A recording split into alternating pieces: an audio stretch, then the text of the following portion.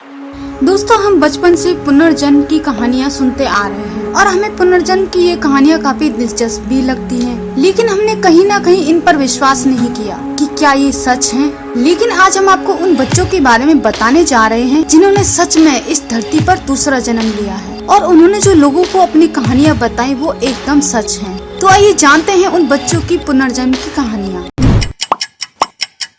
रियान एक 10 साल का लड़का है जो मिडवे शहर में रहता है। जब उसकी उम्र 10 साल की थी तो उसने अपने माता पिता को अपने सपने के बारे में बताया। उसने कहा कि उसे हॉलीवुड जाना है क्योंकि वहाँ उसके पिछले जन्म की यादें उसको बुला रही हैं। रियान बचपन से ही हॉलीवुड फिल्मों में दिलचस्पी लेने लगा था और एक दिन जब उसने हॉलीवुड के एक एक्टर मार्क मार्टिन का एक फोटो देखा तो उसने खुद बताया कि वह उसका पुनर्जन्म है। लेकिन उसके माँ बाप ने उस पर विश्वास नहीं किया और सोचा कि शायद बच्चे ने सपना देखा है। लेकिन जब वह थोड़ा बड़ा हुआ तो वह हॉलीवुड फिल्मों में दिलचस्पी लेने लगा और वह मार्क मार्टिन के बारे में ऐसी बातें बताता था जो उसके माता पिता को भी नहीं पता थी। वह बार बार अपने माँ बाप से हॉलीवुड जाने की जिद करने लगा।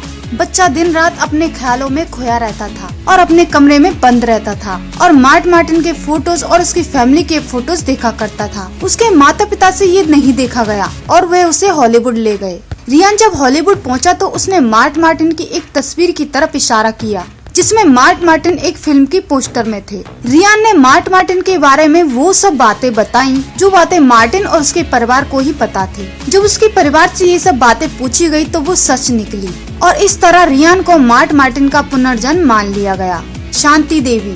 शांति देवी का जन्म दिल्ली में हुआ था। 4 साल की उम्र होते ही उसने अपने माता पिता को बताया कि वह मथुरा की रहने वाली है, उसका असली घर मथुरा में है। उसके माँ बाप ने उस पर विश्वास नहीं किया। 4 साल की बच्ची पे कौन विश्वास करेगा। लेकिन 6 साल की उम्र होते होते उसे अपने पति से मिलने की तड़प उठने लगी और वह 6 साल की उम्र में अपना घर छोड़कर मथुरा भाग आई। लेकिन वो थी तो छोटी बच्ची ही, अकेले मथुरा कैसे जाती।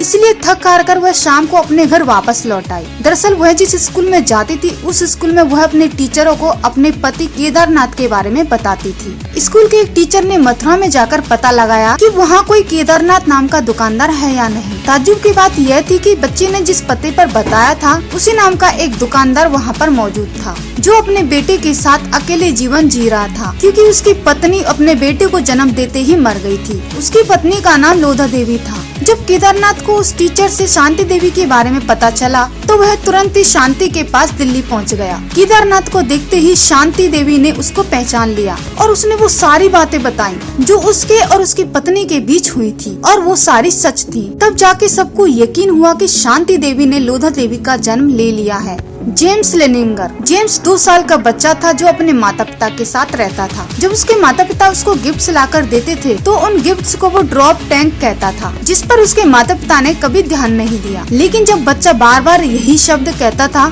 तो उसके माता पिता ने इसके बारे में जानना चाहा और उन्होंने इंटरनेट पर सर्च किया। तब पता चला कि ड्रॉप टैंक उन टैंकों को कहते हैं जो प्लेन में डालने वाले एक्स्ट्रा फ्यूल टैंक होते हैं। उन्हें ये जानकर हैरानी हुई कि 2 साल की बच्ची को ये सब कैसे पता है। तो उस बच्चे ने बताया कि सेकंड वर्ल्ड वॉर के दौरान उसकी मौत हो गई थी। वो एक अमेरिकी वायुसेना के पायलट थे और जापानियों ने हमला करके उसको मार दिया था। ये उसका ही पुनर्जन्म है जो आर्मी की सारी गुप्त बातों को जानता है। 2 साल की बच्चे से ये बातें सुनकर उसके माता पिता बहुत हैरान थे और उस बच्चे ने यह भी बताया कि उसने उन माता पिता को अपनी मर्जी से चुना है। उसने बताया कि जब जेम्स के माता पिता हवाई हनीमून मनाने गए थे तो उसने अपनी मर्जी से उनको अपने माता पिता के रूप में चुना। जैकलिन और जुआना इंग्लैंड के एक छोटे शहर में 2 जुड़वा बच्चियां रहती थी जिनका नाम जैकलिन और जुआना था। 5 मई को दोनों बहनें अपनी दोस्त के साथ चर्च जा रही थी। तभी एक कार ने आकर उनको टक्कर मार दी और वहीं पर उनकी मौत हो गई। बच्चियों के माता पिता इतने ज्यादा दुखी थे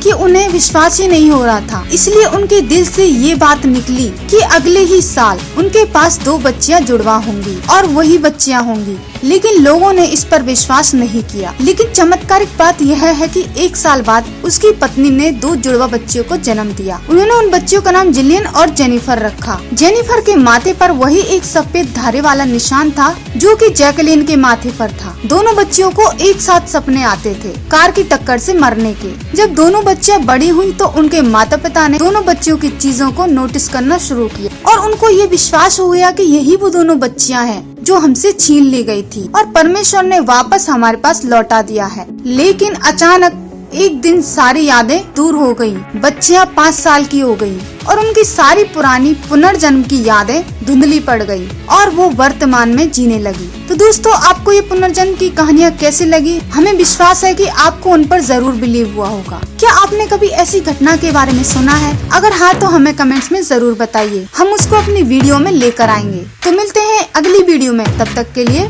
बाय।